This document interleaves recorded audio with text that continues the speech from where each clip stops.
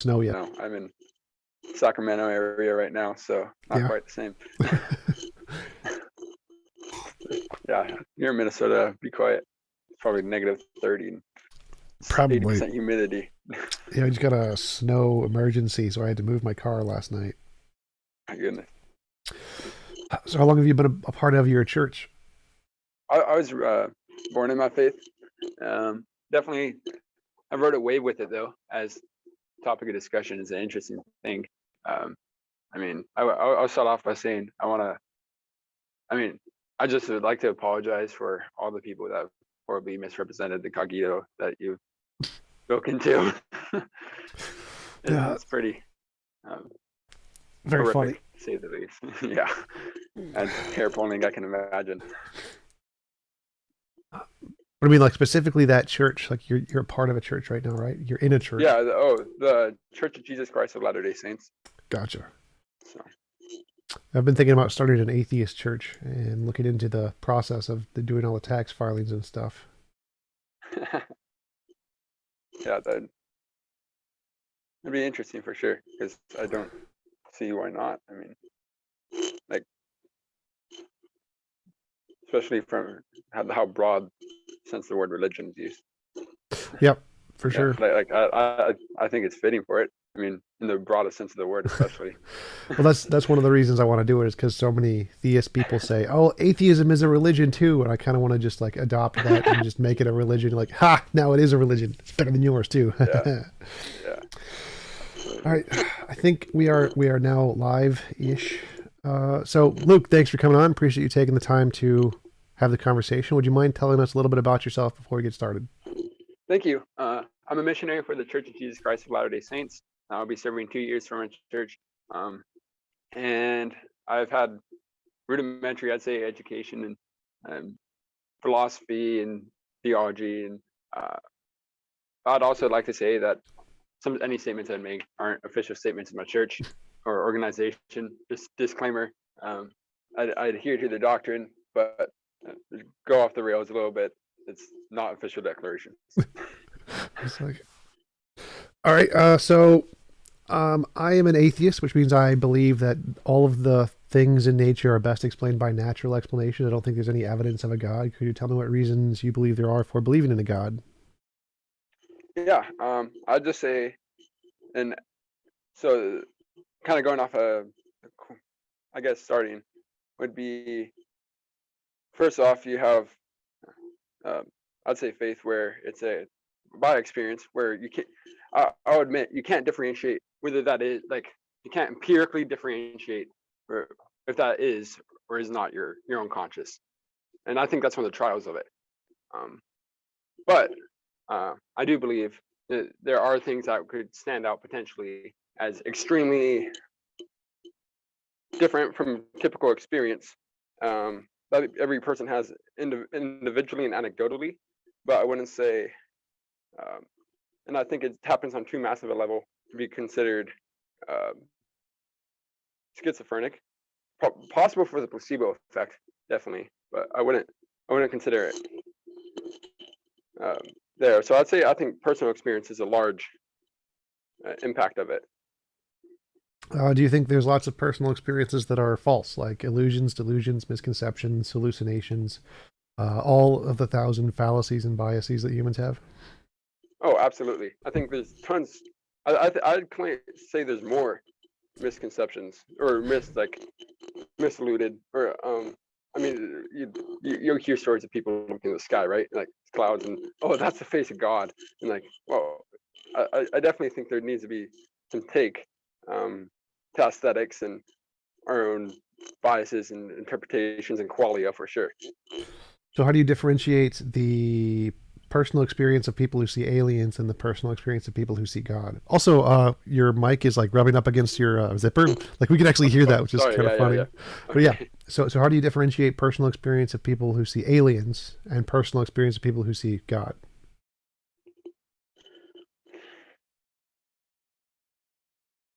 I guess from a completely borderline localist viewpoint of the self, I mean, it's hard to. I mean, I'd say you take it on the comparative argument, right? Of everything else, of likelihood and argue. I mean, I'd say our belief in God would, or my belief in God would be of ad infinitum, in the concomitant of eternal coexistence of matter and God and continual design in a physical. Well, I mean, like, how can you tell the difference between your personal experience of a God being real versus people's other personal experiences, which are just imaginary, like aliens or unicorns or space demons or whatever? So there's lots of different kinds of personal experience. A lot of them are fake. They're not real. They don't describe reality. So why do you think that the personal experiences of God do describe reality? And how can you show that's the case as opposed to all the personal experiences that don't describe reality, like aliens? Bro, I don't think you'd ever absolutely know. I mean, but with things like aliens, and I think just the absurdity of the claim. I mean that just on its face, Occam's razor in that regard.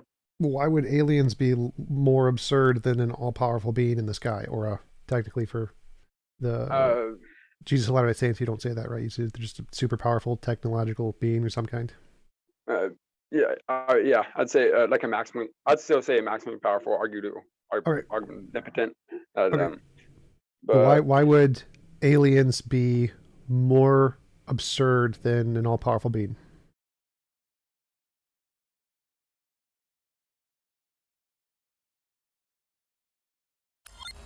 what role would the aliens play in our individual life? I guess. I mean, like, I guess you wouldn't be able to completely discount it. I'd say, but I guess I'd fall into the teleological argument. And so you see the design, you're able to just the human body or the matter itself having properties, and from there having a designer, grad a designer, and so on. Well, so like you said, the reason that it's unreasonable to have personal experience of aliens, but it's reasonable to have personal experience of God is because of Occam's razor, which says that you shouldn't postulate more entities than are necessary. Aliens posit less entities than a God. A God is all powerful. There's infinitely many entities there. So it's about the least simple thing you could possibly imagine. Whereas aliens are just all the stuff we already know about. There's nothing about aliens that's an addition. They're just made of matter, just like we are. So you're not positing any extra entities. It's exactly the same as just saying there's other people or something. Well, I believe God is finite as well. I mean, like he is physical. Sure, but you'd say he has extra properties, like all powerful. We don't see that property anywhere in nature. We don't see the property of like all good anywhere in nature, or all knowing anywhere in nature. Like those aren't properties that we see. Those are like extra things.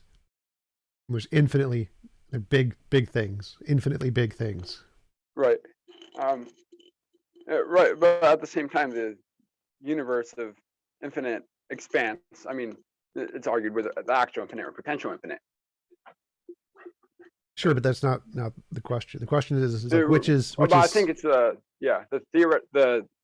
because there's other things that would point to the idea of God, while aliens are just the experience. Okay, so it's not the Occam's razor. Occam's razor isn't the way you differentiate. The reason that you can differentiate between aliens and God is that there's other evidence for a God. Yeah. And if there wasn't this other evidence, then personal experiences of a God would be just as unreliable as personal experiences of aliens. Would you agree to that? Yeah. Okay, so what is the other evidence for a God? Yeah, I'd say I'd definitely say so as I was saying, I think just design and ad infinitum. So start with what do you mean by ad infinitum? So just an infinite regress of. Okay, just clarify. It's ad infinitum. Yeah. Ad infinitum. Oh, I can read, but I can't speak my Latin. Infinitum is a metal in an anime. Oh, so I was like, wait a minute. Good to know. Yeah. All right, so So so you're saying that there can't be a past infinite. Therefore, there must be some beginner kind of a thing. no, I'm saying there is a past infinite Oh, of creators who created a creator, created a creator, created a creator. why would that be more reasonable than a past infinite of non-creators, of just a bunch of nature?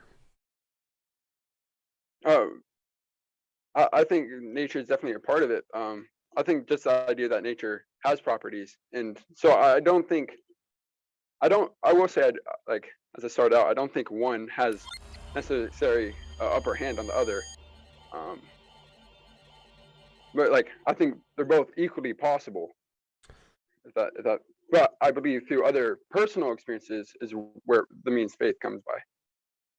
Okay, so why would an infinite amount of creators be equally as possible as just nature? Because we see lots of evidence of nature, like nature, quantum fields, physics, like all of that stuff exists, whereas minds seem to come in several billion years after the creation of the universe. So why is it more reasonable to think that everything in the universe was created by a mind rather than just more of the nature stuff? Because it seems like after about a billion years ago, there's just nature stuff and there's no minds.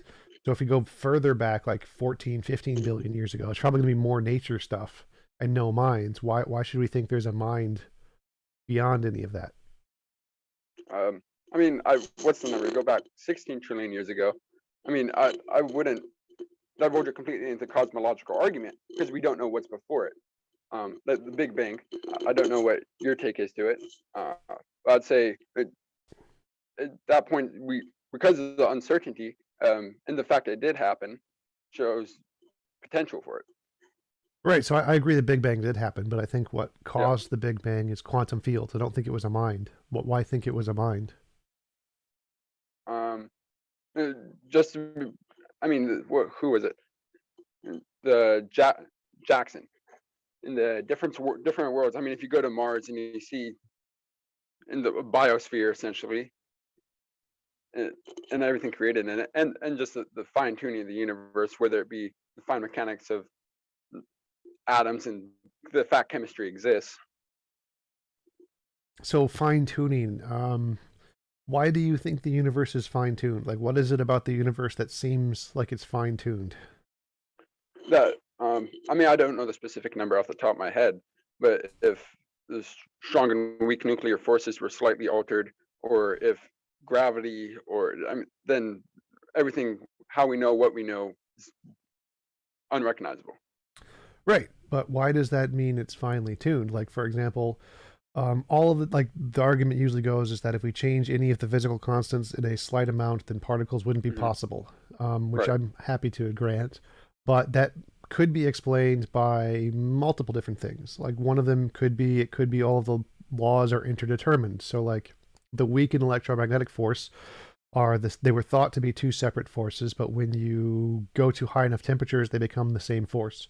So they're actually interconnected. If you Hmm. change one, you're going to change the other. And the grand unification theory is that all of the fundamental forces are tied together in the similar way, that they're all the same force or connected by the same force.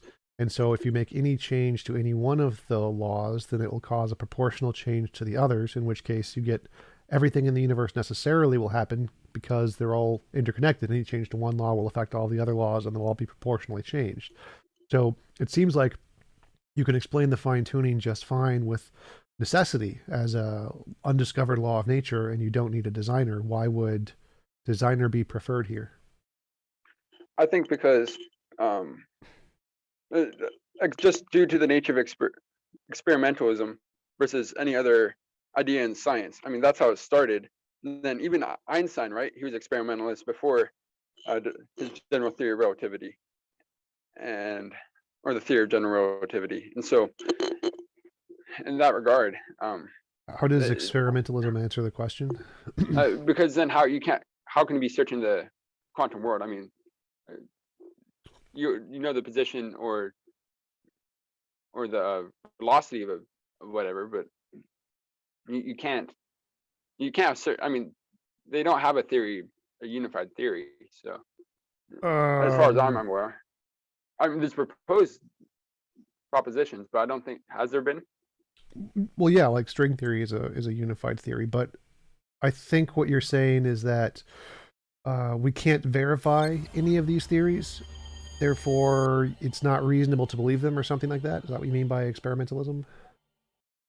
Uh, yeah, I mean it's I mean you can like yes you can verify it with math, but the same there you can also have other actual infinites that we know you wouldn't be able to tangibly have, such as like physically, for example, like Torricelli cylinder. Um, What cylinder? What's the cylinder called? it just extends infinitely, but they can calculate it and to have a finite. Or I mean the Fibonacci sequence. Yes, it goes on infinitely, but it's what is I it, just negative I was 1/12 or something like that. I'd never heard of the name of the circle. What was the name of the circle? I think it's it's spelled like TERICCIOLIS. It is, and he just figured out how to calculate uh, geometry with the infinite side. Gotcha. Essentially. Well, so the way I understand it is that there isn't a physical infinite. So there's a physical thing that can exist outside of space time, and it can be an actual infinite outside of space and time. But it seems like when we compare the theories of like string theory to God or whatever, or the multiverse to God, it seems like neither one of those can be experimentally demonstrated. But the difference is that with string theory and all the physics theories, all of the parts of the theory have been demonstrated to exist. Like string theory is a combination of two physics principles. One is vacuum energy states, which was demonstrated empirically, experimentally, in the Casimir effect, and the other one is Guth's early universe inflation, which was demonstrated experimentally in looking at the cosmic microwave background radiation. And if you combine those two things, you get the multiverse and string theory. Both of those come out of those two equations. And so all of the parts of both of those theories are things that have been demonstrated, whereas the parts of a god have not been demonstrated. So like all powerful, all knowing, all loving, et cetera, et cetera. And so if we think like, well, what if we see a footprint in the snow and say what caused the footprint? If we say a horse did it, like all of the parts of a horse are known, we have lots of evidence of horses, that's reasonable. But if we say a unicorn did it, since none of the parts of a unicorn have evidence, that's not reasonable. And so the horse is a better explanation than a unicorn. And in the case of the origin of the universe, it seems like a quantum field or string theory of the multiverse is like the horse. It's a thing that we have all of the parts have been demonstrated. So it's a better explanation than God, which would be more like the unicorn because none of the parts are demonstrated. What do you think about that? I think that it doesn't account for the idea of the potential for like it goes back to individual evidence, that individual experience. Like yes, because if and I here's a hypothetical,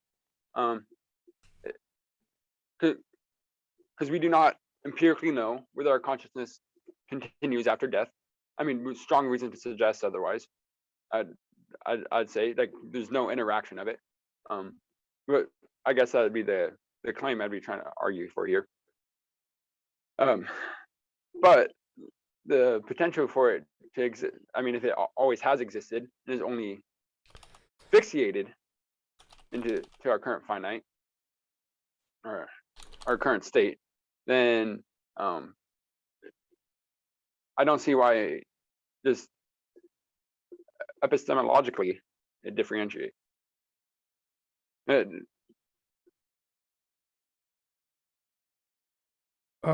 So I'm not sure I'm following. So you said so if string theory follows, it can be potential into a regress itself. Do you agree with that?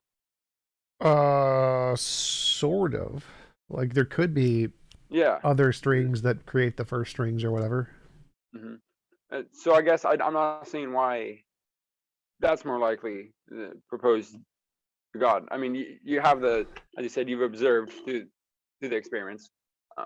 Yeah, But at yeah. the same So the time, reason it's more likely is because all is of the there? parts have been observed. So like if we have observed Yeah. the cosmic microwave background radiation that shows that goose early universe inflation is real, and we've observed the Casimir effect, which shows that vacuum energy states are real. So here are two real things that we know exist in the universe, and if we combine them, then we get the multiverse.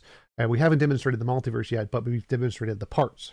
Whereas if you say something like a unicorn exists, none of the parts have been demonstrated. There's no parts that we can find. And so it would be more reasonable to say the thing that we have demonstrated all the parts are real is a better explanation than the thing which we haven't demonstrated the parts are real. So it's like, that's like Occam's razor, as you said, you postulate the Mhm. least new entities as possible. If we have a theory that has only made of things that have been demonstrated to exist, that theory is going to be better than a theory that's made of things which have not been demonstrated to exist, right? So, yeah. So what if you took like an anti-realist approach? So like we know that's like string theory that it is, but how can we say that's not in place by a designer as well? Well, it could be, I but mean, to just by its the nature of it. yeah, it could be, but there's no reason to believe that. So it's like if we say, here is a thing which we know exists, like string theory, and string Mhm. theory can exist or be created by prior strings or whatever. That's going to be a better explanation because all of the string theory parts have been demonstrated. And adding in the theory that the strings were caused by a god is adding in a new thing, a new part to the theory which hasn't been demonstrated. So, like, is again like if you have a theory which all of the parts have been demonstrated to be real, like we know that the Casimir effect, cosmic microwave background radiation, we know those things are real. And so all of the parts to string theory is real. We know all of the parts are not imaginary things. Whereas if you add in a god and say this was created by a designer, that's adding in a thing that hasn't been demonstrated to be real yet. So you're adding in another part of a theory, which would be like, so now you have one theory, just string theory, only strings, and nothing but strings weren't created by a god. All of the parts to that theory have been verified. And then you have a new theory, a theory B, which is like strings were created by God. Well, now you have the string parts, which are verified, but then you have this other part, which isn't verified, which is the God thingy. So the theory that has all of the parts are verified is a better theory than the theory which not all of the parts are verified. So outside of theoretical simplicity, I mean, which is what I believe the claim you're making. Am I correct? Sort of, yeah. Yeah. Outside of that, like, because I think how else could you account for the experience with idea? I mean, Which experience? uh, I mean, just spiritual experiences per se. Delusion, illusion, misconception, hallucination, human psychology. Mm. Like, I would go with the main explanation is um, type 1 and type 2 errors. So, type 1 and type 2 errors are like if you hear a rustle in the grass and you think it's a lion, you run away and you survive. If you hear a rustle in the grass and you think it's the wind and you don't run away, you're like, I'm going to be the scientific mind and just wait for further evidence or something, then you get eaten by the lion. And so, even if it's possible that it is just the wind, the people who think it's a lion every time and always run away will always survive. But the people who are more like scientific and are be like, I'm going to wait for further evidence, they're going to get eaten more often. And so, the people Mhm. who always see lion, even when there isn't one, have a greater chance of surviving. And so, they reproduce more. And so, the brains of their offspring, their kids, are more likely to see agency in things that don't have any agency. And so that's what causes us to have like see monsters under the bed, to be afraid of the dark, to hear voices, to do pareidolia. We see agency and uh, actions of minds in things, even if they don't have any. Like we saw a volcano as, oh, that's Mother Nature, or a lightning strike of, oh, that's Zeus. And so the fact that humans are evolutionarily evolved to see agency in things is why we have spiritual experiences, because we have some kind of an experience we can't explain. And then we see agency in that, just like the person who saw the lightning strike said, oh, that's Zeus. We have a personal experience of a god because our brains have been primed to interpret those feelings in such a way that produces these thoughts of that's Jesus, or that's God, or that's Muhammad, or whatever.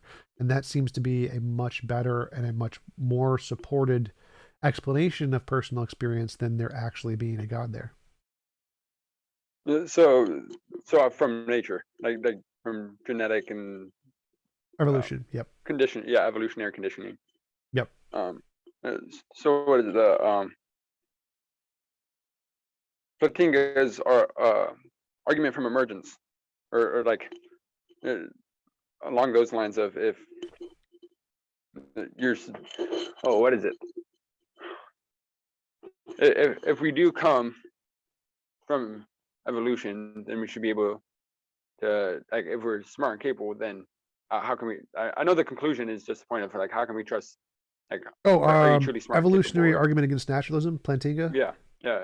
Yeah. So the argument is EAN or EEAN. Yeah, EEAN. Yeah. So it's if all of our beliefs are a result of evolution, and evolution selects for survivability, not truth, then how can we trust any of our beliefs? That's, I think, the argument. But the argument doesn't account for the fact that evolution does select for truth. Like, evolution can't make you believe in a round square. Like, no matter what happens in evolution, there's no way for you to like imagine a round square, because it's not even possible in the universe. And so evolution can't give you false beliefs in every case. It has to give you true beliefs because it's constrained by the laws of the universe. And so evolution does select for truth, in which case the EEAN doesn't work, because it's not just selecting for survivability, it's also selecting for truth, because it can't not do so. Therefore, evolution... Do you think it's possible? Oh, sorry. No, go ahead. It's fine. I was going to say, is it possible that we're epistemically limited?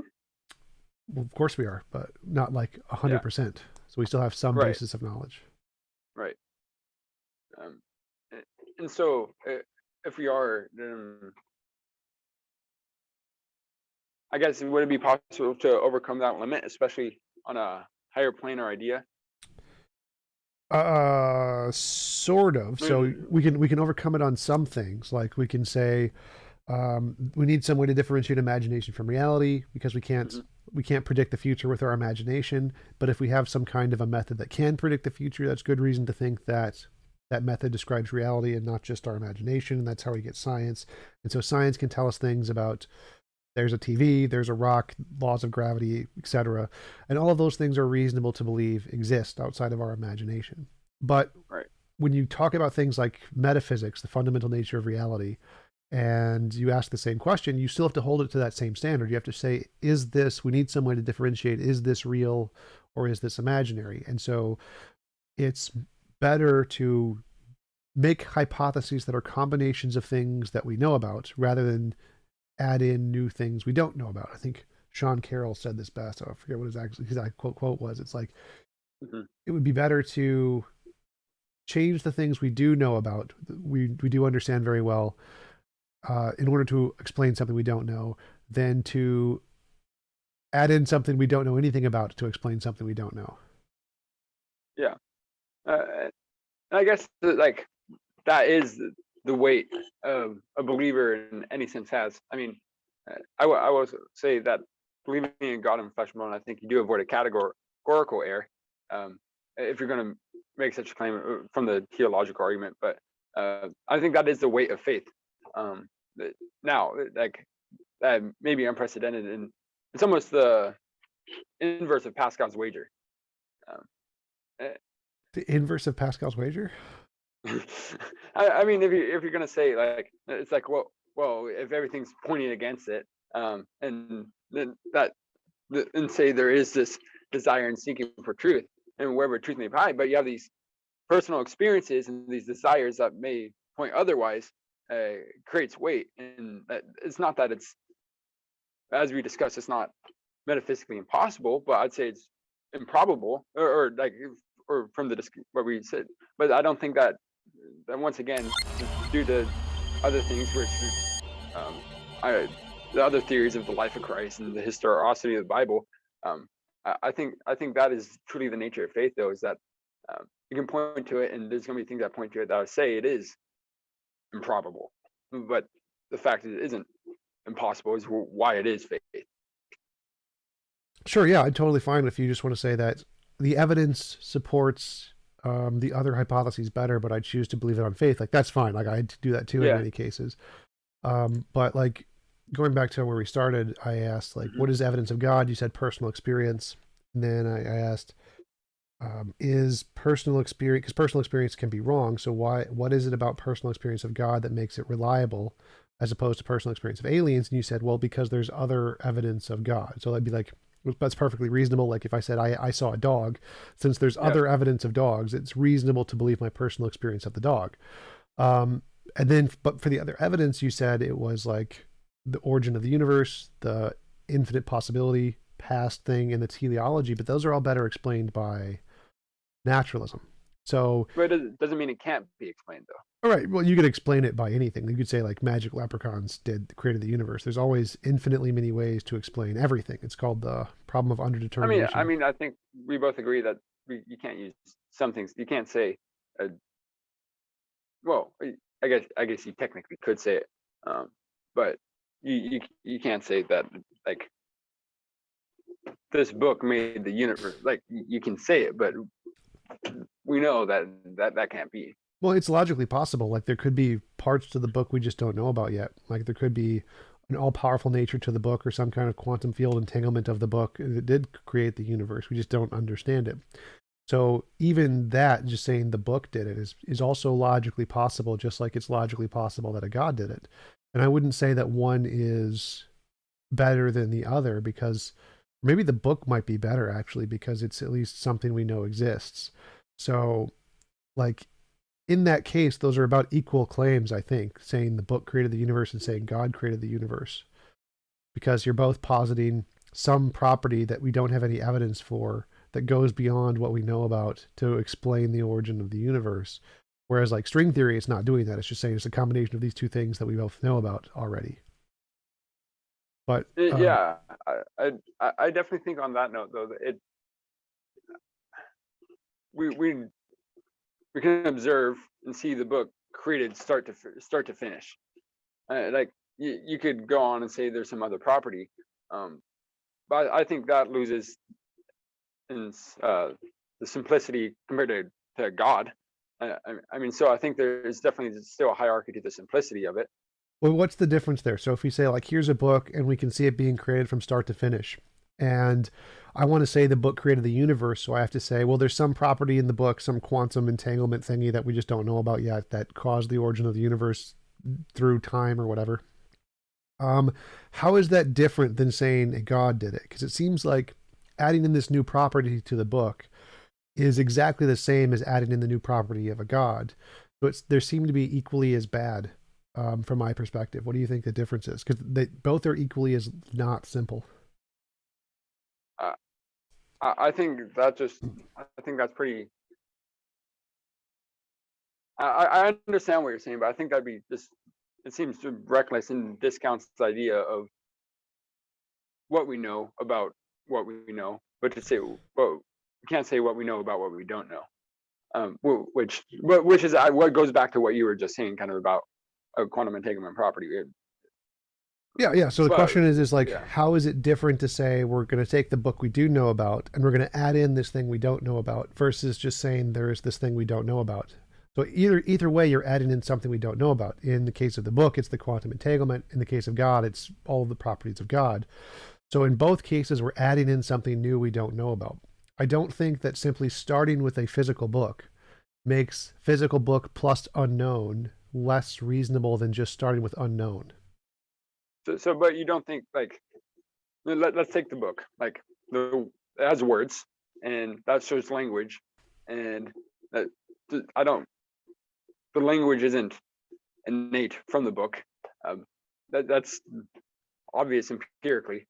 Like we have a history of it. Like, nor is it self-generated. When you see a price down, you can see the tree get cut down. And so, I mean, that comes to when do we know it is what it is? But also, where would it gain something that is unobserved due to the construction of its properties?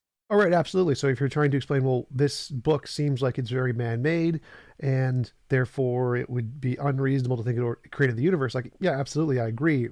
But because you're saying the alternative hypothesis is like an infinitely powerful, all-knowing, all-loving being, which has like multiple infinite properties, in order to make the theory equally as simple as the God hypothesis, all you have to do is take those infinite properties and combine them in such a way that it can explain the data. So you can say that the quantum field is perfectly entangled with its infinite power to be able to create a book exactly like this, and also create the universe. That would still be logically possible. That's still less pieces than a god. So I don't see why that would be a worse explanation, because they're still equally as infinite, or there's probably less infinites in the bookcase, but because you can use the same infinites that are in a god to explain how the book could create the universe and itself, then it seems like it's equally as plausible because they're both using the same infinites. Yeah, and I guess I'd have to actually I should go back and reconstruct what I was saying earlier about the process of creation and like matter coexisting with God. And that it'd be the matter would have to be a lack of, there would have to be on a spectrum of a lack of design and of design. So that way you're able to have something of such as consciousness. And then you'd also have things that are be more fixated, like water and rocks and minerals and the unconscious things. And so, because we know there is matter, and more we examine it, I mean, that's I guess it's a very aesthetic argument in that regard. Is that it'd be from an aesthetic point of view, it almost seemed more absurd that it was just is, and it's just not beyond some sort of intentional creation or intentional process of tuning an assignment. Oh, it's almost like Plato's forms, I guess, in that regard, but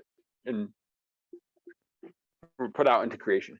Oh, well, sure. If by aesthetic you mean like intuition, like it seems to us to be designed, but I don't think that counts as evidence. Like, obviously, lots of things seem to us to be designed. People thought lightning was designed, and tornadoes and hurricanes and all kinds of things, because we see design in everything. That's the type 1 and type 2 fallacies I mentioned earlier. Like, if we hear a rustle in the grass, we think it's lion, and that's the same aesthetics that you're using to say that it seems like the universe is designed. And so that doesn't seem to be good evidence to me, because we already know what caused that. It's a fundamental flaw in the way human brains work.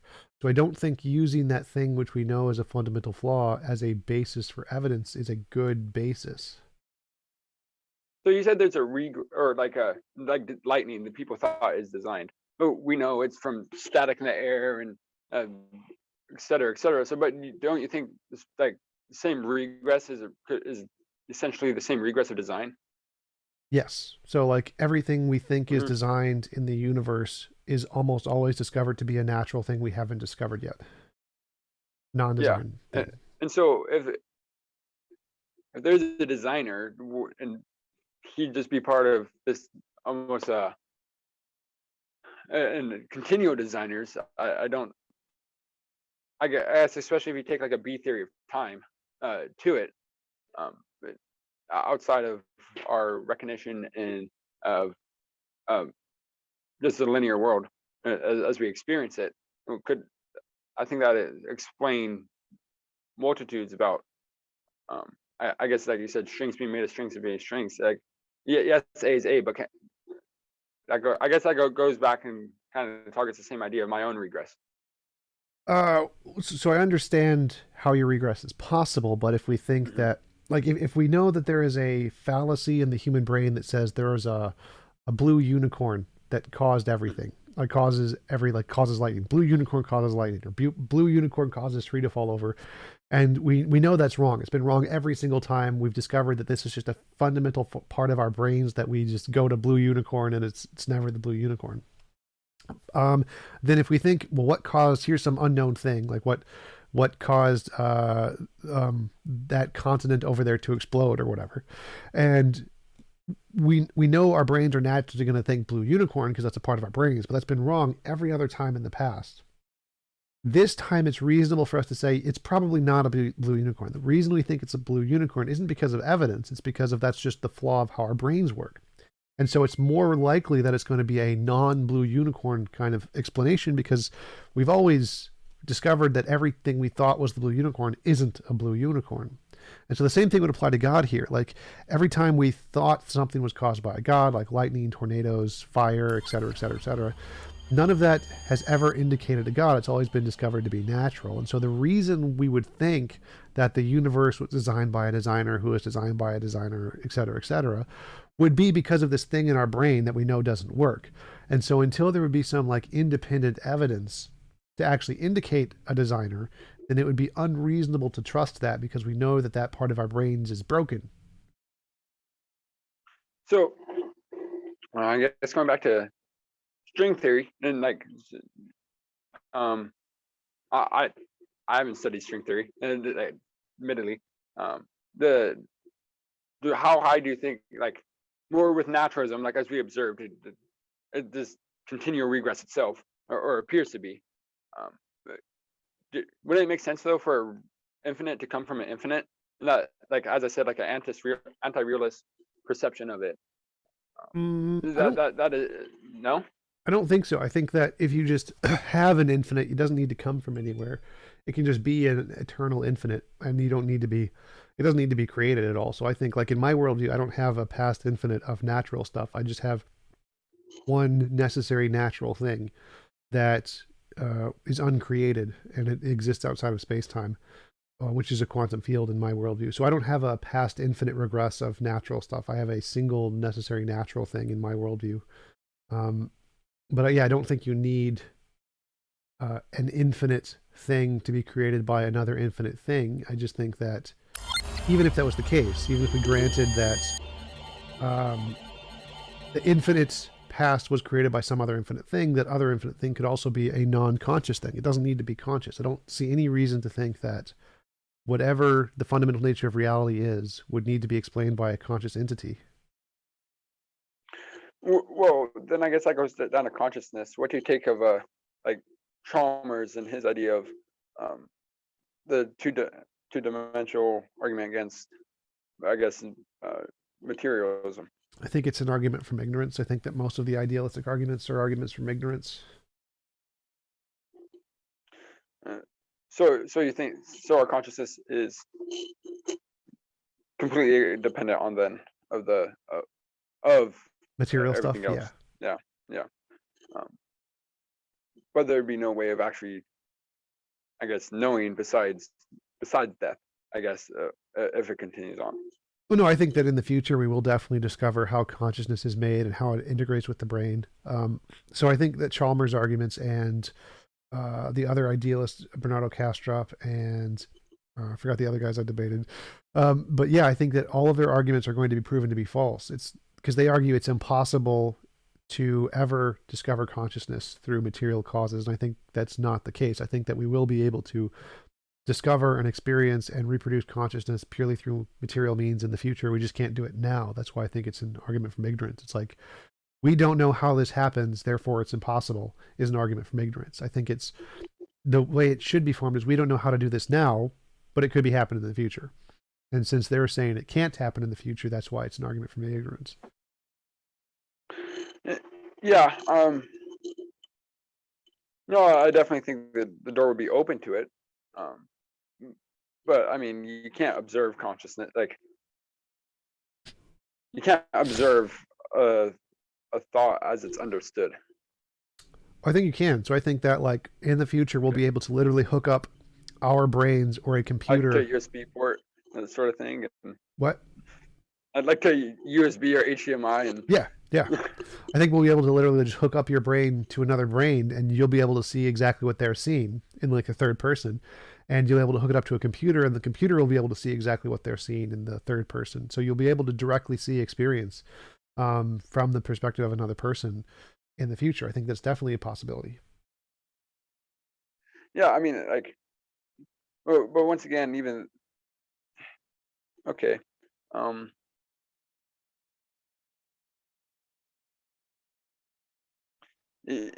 Yeah, I got, because I'm trying to be like, I'm trying to recognize what you're saying here. But like I think I understand. What would that mean for? I guess that doesn't still take the a priori of it. Like I guess like even if you can observe it, that doesn't mean what is kind of thing. So you have yeah, I guess a priori like 1+1=2. Do you think that's true whether or not anything exists? I mean, granted, we can't think of a true nothingness, but Sure, but I think logic and math are descriptions that describe Mhm. reality.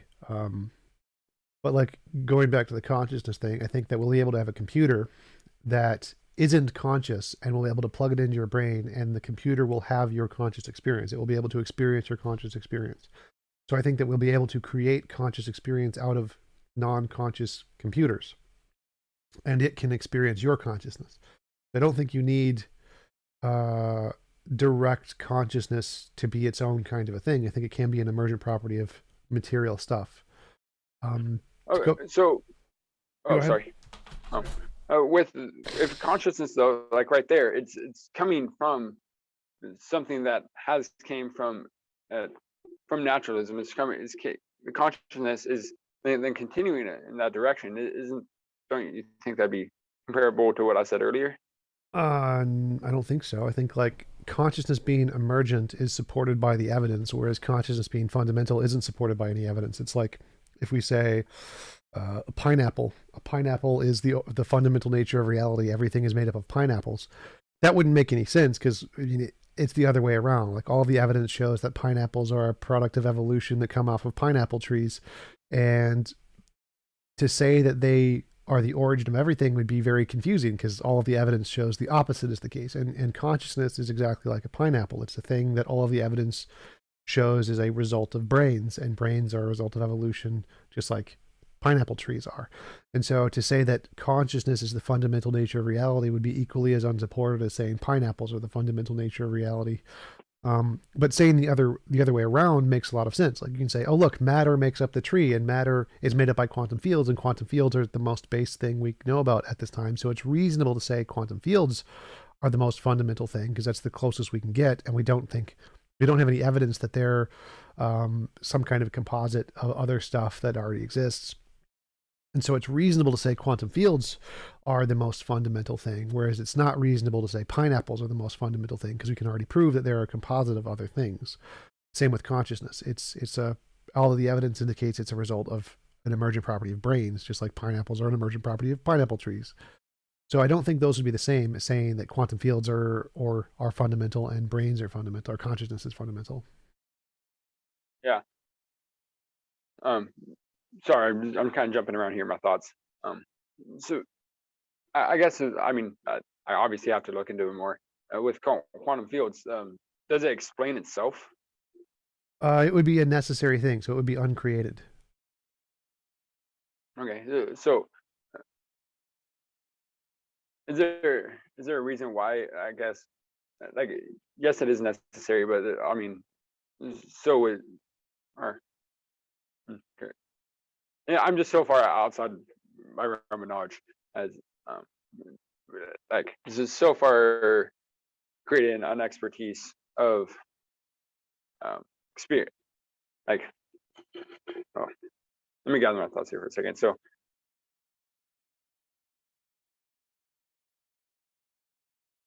the quantum field, if it forms everything, but and it's I guess it's like string theory. Why wouldn't it need if everything else? Like I guess I don't see why it would need to be absolutely necessary then. If everything else has a ca- causation. I mean, yeah, it doesn't need to be. It's not like it's required to be. Hmm. You can say it's contingent on other things and just have a contingent infinite regress. Either one works. You can say there's a infinite regress of quantum fields or a necessary quantum field. Either one is going to be more supported than saying there's a infinite regress of conscious entities or a necessary conscious entity. Either one would be adding in a new thing that's like saying there's a infinite regress of pineapples or a necessary pineapple because all of the evidence indicates pineapples are a emergent property of things that we already know about, not the base thing. Whereas quantum fields, all the evidence is that they are the base thing. So like either way, either if you want to say it's necessary or you want to say it's an infinite regress, it's still going to be better to say it's a quantum field than a pineapple or a mind or consciousness. Mhm. I guess going like round circle, I guess going necessary into the like saying it is a necessary thing, or either or. Back to consciousness is, would it the contingency of consciousness, or being like, 'cause we don't know, but like everything else, as you said, points to it potentially being, but at the same time, um, oh man, I, obviously I don't have the book memorized. Free, Free Will by Harris. That's just probably my extent of my uh, neuroscience. I know, if I remember, they don't have any idea what creates, like, essentially creativity in the subconscious. Like, they understand, think there's an input and there's a genetic, but they're not quite sure how the emergence of new ideas. Nor is there the connection from the subconscious to the conscious, which I think is the largest part, is understanding the realm of the conscious, and trying to understand the realm of the conscience. And yes, there is a you might be able to understand it and even display it and see it, but I think that doesn't do justice of its emergence or what it is in its own. Well, Because sure, even if yeah. you take a computer, Yeah, we definitely don't understand everything about how the brain works, but I don't think that's evidence of consciousness being fundamental. That's like the argument from ignorance I mentioned before, of saying we can't explain this, therefore would be a fallacious argument, because the fact that we can't explain it means it's not evidence of anything, because it could go either way. We don't know yet. So the fact that we don't know how creativity works isn't evidence for consciousness being fundamental, just like it's not evidence for material being fundamental, because the fact that we don't know something isn't evidence either way. It's an unknown. do you think material is fundamental? Yes, quantum fields, I think, are material Mhm. things. Yeah, and so I guess it goes to that idea of, I mean, back to like, I guess that's like something for me to look into, is the potential of quantum fields into other designs. Um, because I think, I guess our purpose in here, like if I was going to say a complete view is our purpose of our design would be to reach the point of a designer uh, uh, itself. Say that Um, again. our purpose would be here, by design, would be to become a designer. Become a designer. Yeah, become a god. To continue the potential infinite, I guess. Um, oh yeah, I guess that makes sense from your theological Yeah, perspective, yeah, but definitely. I'm still stuck on the evidence part, because like when we started, I asked like, what is evidence of God? You said personal experience, but then you said that's not evidence, because you would need something else in addition to that. You need the other evidence for God first for that to count Well, as evidence. I don't think you can completely discard it, as we discussed earlier, because of the simplicity of it. And so you have that personal experience and the potential for it. I don't think that completely uh, says your personal experience cannot be because of that. Then. So like people have personal experience of aliens, and it's possible aliens exist, but we don't count personal experience of aliens as evidence, because we know that's a product of human brains. That's a fault of human brains. Therefore, in order to count personal experience of God as evidence, you need something else. You need like other evidence, like you mentioned, the teleological argument and the stuff, right? Right, and I guess going back to the theological argument, though, like it's not. It is possible, less likely, but possible. So then you take the personal experience as well, and that gives more validity to the personal experience. Uh, right, but like if we just take the personal experience on its own, personal experience on its own isn't evidence, because Right. it's just like it's not evidence for aliens. And so it would only be evidence if you already had a different kind of evidence, right? hmm Which is why I was pointing to the potential of it as a continual, because Right. I like the potential of it. It doesn't deny it. It's possible, and then you also have the personal experience, and so I think those two in concordance, like give you that hope. Right. So, but that just means that on its own, personal experience isn't evidence. But I guess it's not just personal experience. We're talking about the potential for the designer and the regress of it.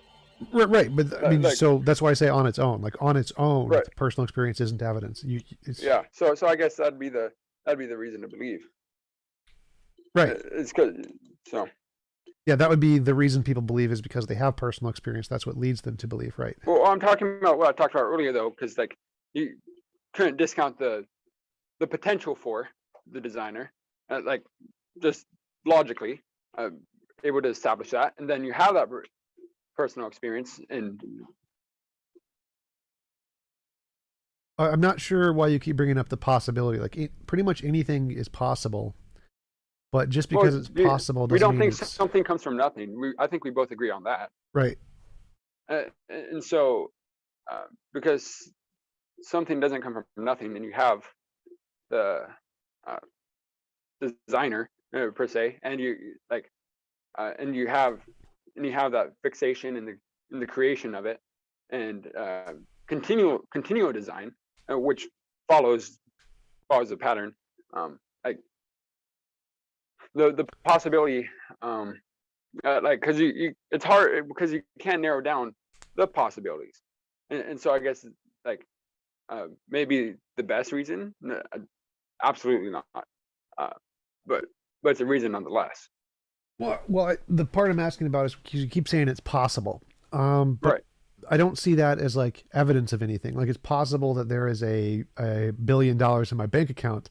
Does that give me a reason that I should believe there's $1 billion in my bank account? Like probably not. I don't think I don't think those are as like, but logically we can point to every reason why it's not $1 billion in your bank account. Right, but I mean, logically, just on its own, you just can't like point to, you can't say everything why it's not a designer, but we can point logically without checking why there's not $1 billion in your bank account.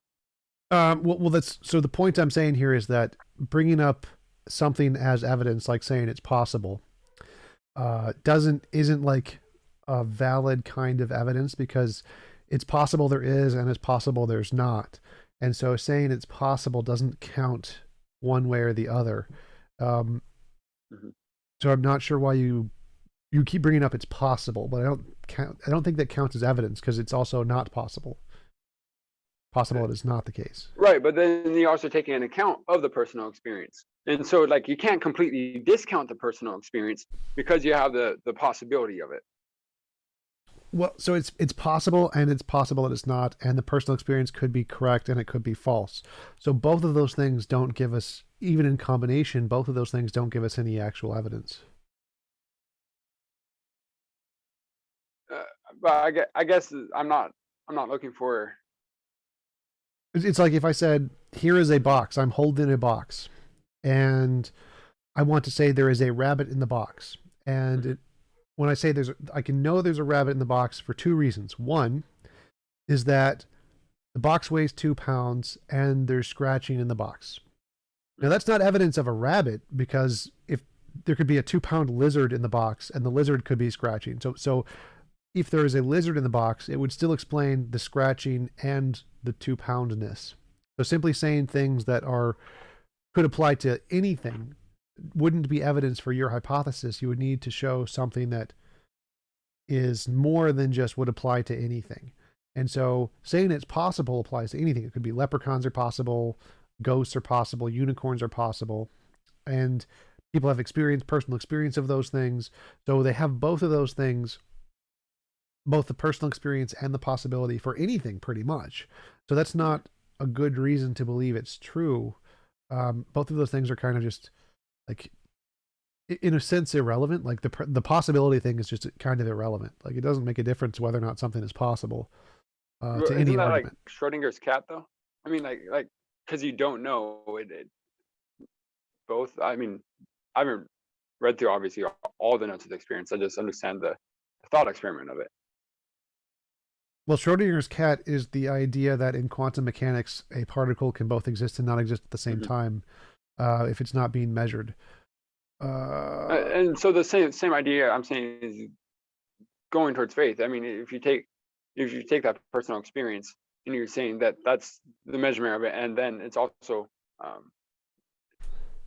I don't think you put so. through everything else, because I don't think you. Because first, I'd like to say, as soon as you get a true knowledge, I don't think you're like theologically, I don't think you'd be able to still hold faith, because then you wouldn't have a doubt, and if you don't have a doubt, then I don't I think that pushes off the belief. But philosophically, I think the idea of faith is, or just the belief, is always going to have a question mark to it. But I don't think it, but because people don't have the multiple levels of experience, I don't think, with aliens, or if they do, once again, it could, like, What do you mean? obviously What do you mean by multiple levels of experience? I don't think. I mean, you're gonna find those people out there who, like, you know, there's I mean, I'm on the West Coast. I'm sure that they're in Minnesota as well. Uh, crazy people thinking that they are possessed by aliens, and like some animal predator versus alien type stuff. Uh, but I don't think the idea of they're having these actual reactions that we can point to, like, specifically, like, okay, this person, this is what's going on, this is drug induced, and like, I don't think it can be that blatant. Like, we can a lot easily, or a lot, I can English. It's a lot easier to point to the ideas that are the synapses firing wrong and things induced by people who typically are, than it is, I'd say, the common person. Like, yes, you can say it's a development of biases, but at the same time, you can metaphysically deduce this idea of this regress of creators, and then also you can come onto the idea of our experience. And I think those two by themselves, like, it's harder to do conceptually if you are just some person who's strung up on the street, who has those thoughts. I'm not sure I'm following. So, like, in the case of people who see aliens, like, there's many people who are like pilots see UFOs all the time. Very intelligent people have claimed to see aliens, and psychologically in their brain, it's the exact same part of the brain where people see God and Thor and type 1 and type 2 errors. So it's the same part of the brain in both cases. I don't think neurologically there's any difference. Like they're not schizophrenic, they're not delusional. They just claimed to have seen aliens. They thought they saw aliens, just like people think they see God. So I don't see the difference there. So I guess you're saying they haven't experienced it, so they're not. Or so how? Why would they? What do you mean by they're not delusional? Because I mean, if that's happening, then you're saying, or you're saying they actually experience it. Is that where you're? Yeah, like, so people claim to experience God is the Mhm. exact same thing in the brain as people claiming to experience aliens. Like, they have the sensory experience, and their brain makes the same connections to some kind of an agency that they don't know about yet. And so it's not like it's a delusion or a hallucination or a crazy person. There's lots of very reasonable people who claim to have seen aliens. Just like the miracle of Fatima, there's a bunch of people who saw an event and they interpreted it in a certain way. It's called communal reinforcement. There's lots of normal psychological features that aren't like schizophrenia. So it's not schizophrenia where there's a misfiring in the brain that's causing this. It's a completely natural brain function that causes people to see what they think is aliens, and what causes people to see what they think is a religious experience. Both of those are the same psychological phenomenon in the brain. And we know that because we can turn it off. We can, like, there are certain neurological conditions that can be damaged where you lose the ability to feel the third party agency. And so you stop seeing things like aliens or spirits or those kinds of external mind things. It's a specific part of the brain we can turn off that stops both religious experience and alien experience. So turn off, like electroshock therapy type idea, or Yeah, I just, mean that, or we can cut it out. So essentially, we can just damage that part of the brain. um, and then it turns off religious experience entirely. Yes.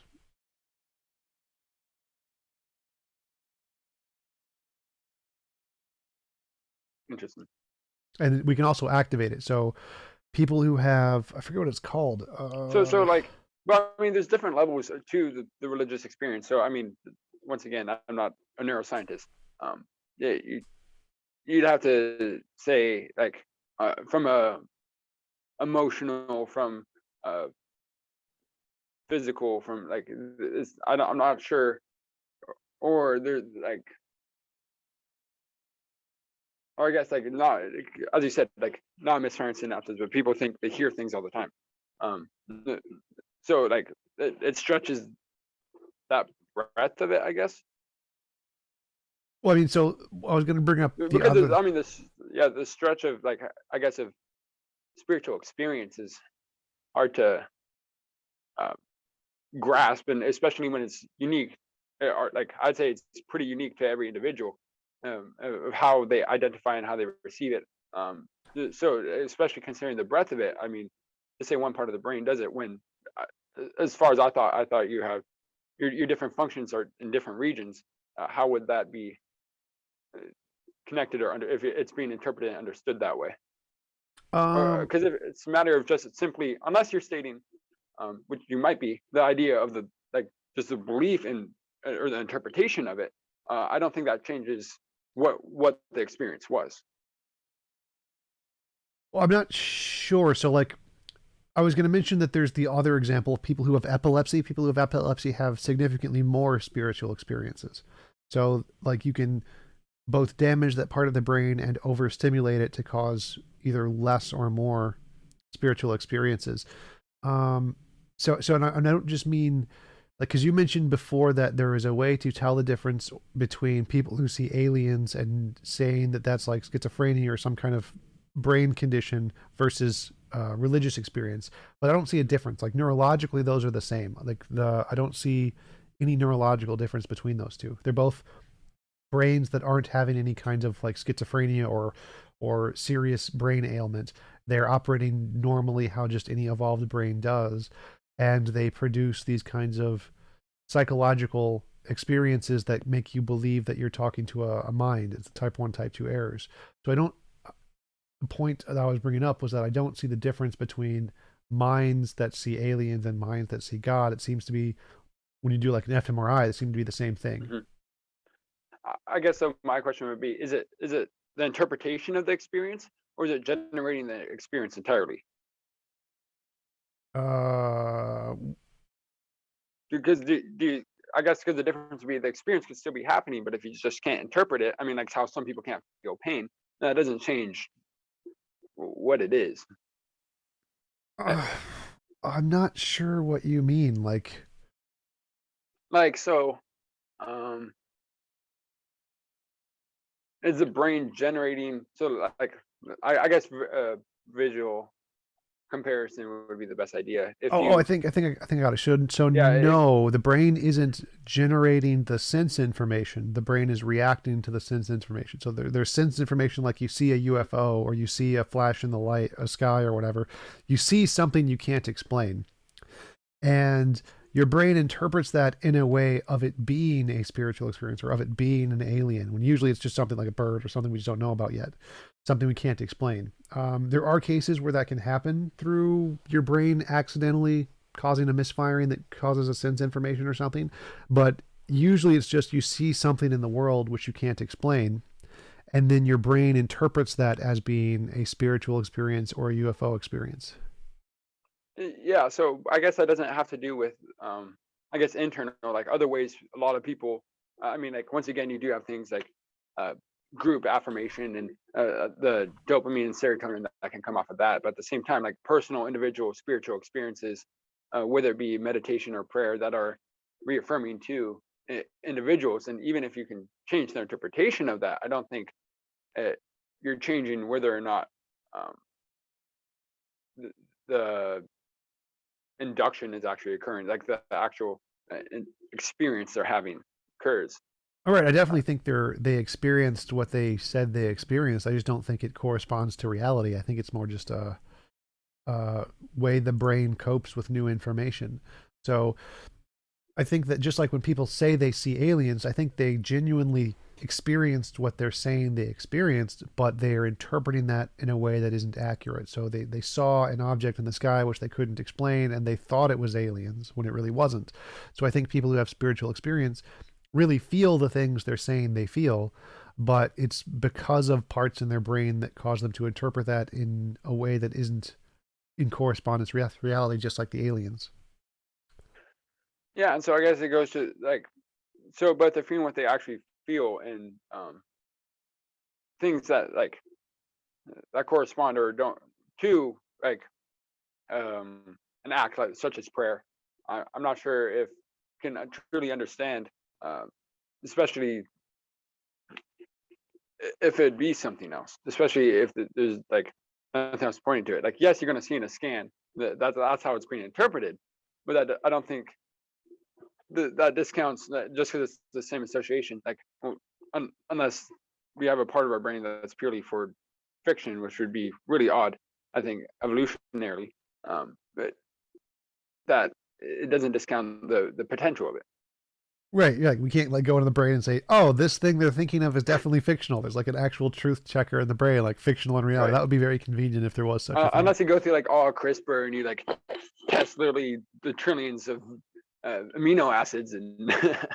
Oh yeah, I think if the brain actually had a way to differentiate reality and imagination, we would have far less silly beliefs as humans. So I definitely don't think it has one of those. Not yet. We're going to install one of those in the future. Right, and so I guess yeah. So I guess that's where, I mean, I gotta leave here. But I think that I guess that's where it'd be, is that personal experience and the interpretation of it and the potential of it, and then I mean, as a like people literally can debate. I mean, this is the grand debate, I guess, of developed humankind, of faith, and so that I think that through prayer is how you can come through experience, your personal experience, even if you can't interpret it, of a greater being, of God, and then also through the ideas and the developments of and ponderings of thinking is where how you kind of come to the conclusion, as well as reflection on the potentials through how it's been guided, whether via scripture or whatever other means someone may subscribe to in their belief. Yeah. You said you had to go? Yeah. Okay. Yeah, I want to respect your time. So thanks for coming on. Really appreciate you. Thank you. It was fun talking to you. You're a very nice guy. A lot of people in the comments say you were very nice, and a lot of people from the LDS are also very nice all the time. So I just wanted to throw that out there. But yeah, thanks again for coming on. Really appreciate it. Would you want to tell anybody like where they can find you if you have a YouTube channel or something? I do not, but I guess just send me if people are interested in discussing something themselves sometime. Just Facebook, Luke Martin. It'll be the one guy sitting in a suit with should say missionary on there. And I'd also want to just shout out one of my friends who just kind of helped me with some of the developments. Is I'll say Latter-day Saint philosophy is far and few working on development. He's a Redwood theologian on Instagram, and I'd also like to just thank you for having me on, Tom. Yeah, absolutely. Can you show me your tie? It looks really cool. I like your tie. Oh yeah, it's like just this black pattern. Yeah, I like that a lot. That's nice. Yeah.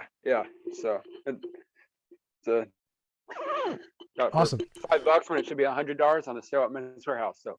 Oh, nice. Great. Yeah. All right, thanks again for coming on. I'm gonna go get a drink. I'll talk to you later.